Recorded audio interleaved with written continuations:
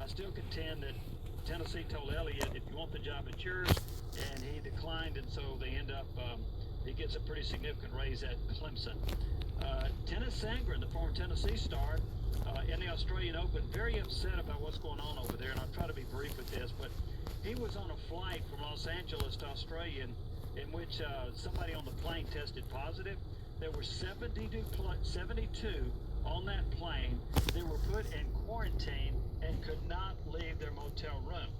Meanwhile, other players that were in quarantine were allowed 5 hours of practice a day. Sangren was upset about that. Then during his match with J.P. Smith, he struggled in the third set, even though he won it, smashed his racket, and then yelled out, "I hate this stupid sport." I've got to think that a lot of the frustration of that came from not just struggling a little bit, but having to go, what he said, was 16 days without practicing. 16. The quarantine time, the flight over there, and all the things that occurred, that's a lot of time. And Sangren's not the only one that's complained about different treatment for other players who have had practice opportunities, while some have not. Anyway, the French Open. Thank you, Gingerbread Man is looking at me now. Serena Williams withdrew from one of the tune-up tournaments. She's had a little bit of a shoulder soreness, and she's going to rest for the Australian Open, which is going to start February the 8th. A couple of other notes.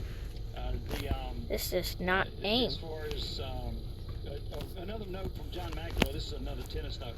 John McEnroe had something interesting. He said he believes that Grand Slam tournaments are just, those matches are taking way too long.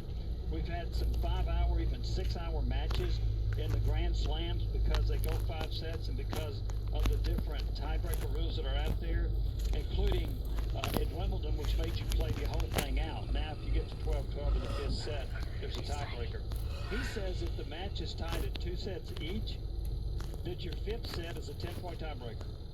He said that'll stop some of these 5- and 6-hour matches. Lag. And he also said from the fans' perspective, who's got time to sit there and watch 5 and 6 hours? And I'll be honest with you, I don't, and I love tennis. But it's hard for me to sit there thinking I may be watching a 5-hour match. So that might be a pretty good compromise to trying to reduce the amount of time that is played on the court. And I really don't think tennis players or any other athletes were meant to get out there and play 5 hours or 6 hours without a break. You know, if you play football, at least you can rest. If you're on offense while the defense is out there, you can rest. If you're in basketball, you can come to the bench for a little while and rest. In tennis, you don't.